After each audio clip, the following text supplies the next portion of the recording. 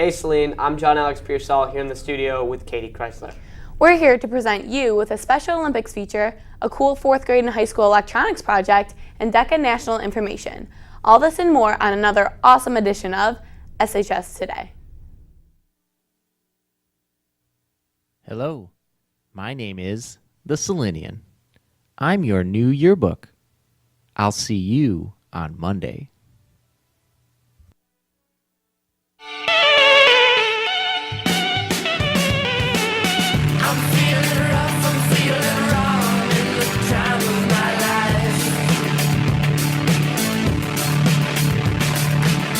Let's make some music, make some money, find some models for wives.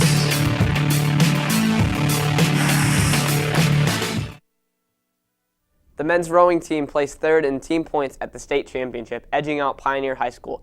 The lightweight 8 has qualified for the national championships in Saratoga, New York next week by placing second at the Midwest Regional Championships in Cincinnati.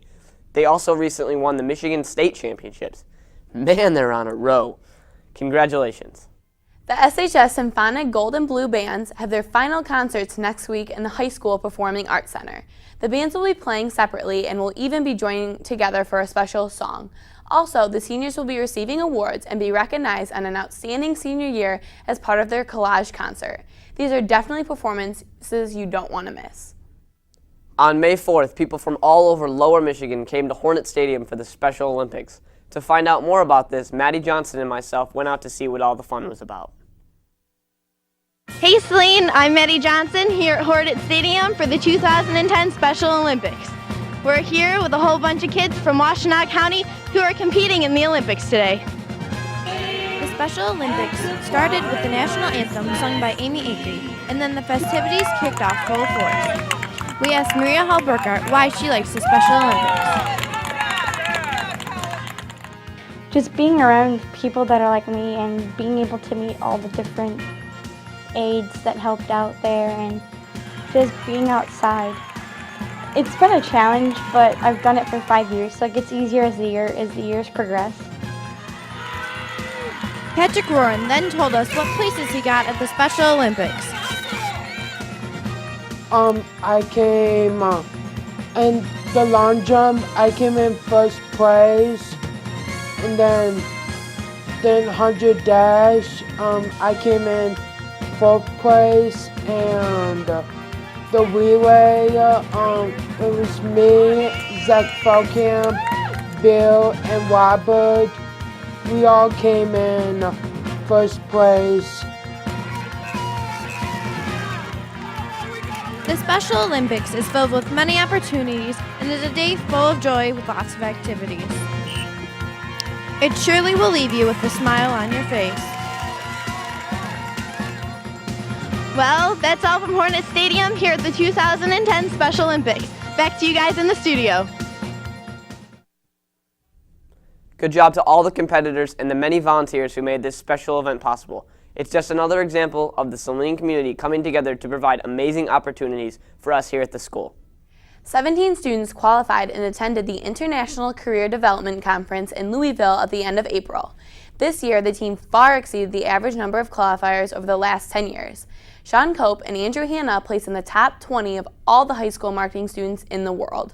Our 2-time international conference qualifiers were Carrie, Michelle, Sean, Alex, and Becky, an accomplishment that very few students ever achieve. Congratulations, team. Also working hard are Mr. Sartori's Electronics 2 and Engineering Tech classes, who taught 4th graders how to create a basic circuit. Here's Katie with more on this cool collaborative event. May 4th through 5th, Saline High School opened its doors to almost 120 4th grade students. Mr. Sartori's Electronics 2 class was excited to get the opportunity to teach the elementary students how to make alarmed lunchboxes. The students seemed to have a blast as they added to their knowledge of electricity. Sophomore Spencer Bishop was one of many high school students who worked with the 4th graders. Working with the 4th graders was a lot of fun. We got to teach them all about electronics. They were all really interested, and they seemed like they had a great time working with us, and they learned a good lesson about how to build alarms. None of this could have taken place without the Reddy's Foundation. We pulled 4th grade teacher Mrs. Bell aside to explain to us exactly what this foundation was about. They awarded us this grant to come to the high school because our fourth graders have been studying electricity and making circuits, and the high school students are helping us to make a lunchbox alarm that we read about in a book called Dear Mr. Henshaw. The foundation funds teachers in Saline area schools that have creative ideas for teaching the curriculum. Not only did the fourth graders enjoy themselves, but our high school students had a little fun as well. Back to you, John Alex. That looked like a fun project. Those fourth graders must have been very thankful. Special thanks to the foundation for continuing to support our education. Coming up at the end of May is a 3-day weekend.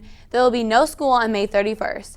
Be sure that you check out all the festivities, such as the Saline Parade, that will be occurring over the weekend. But don't get too excited. First, we have to send off our seniors on May 28th. Be sure to say your best wishes to them during the final week of high school. Speaking of seniors, didn't Peter Spittler do something really good at this past week golf tournament? Yeah, he did actually. The boys golf team competed in the SEC Championship on Tuesday and finished third in the tournament, which resulted in a fourth place finish in the conference. The highlight of the day was that of senior captain Peter Spittler. Peter shot a 74 and tied for first and was also named to the All-SEC Conference team. The team is hosting the district tournament next Thursday at Lake Forest.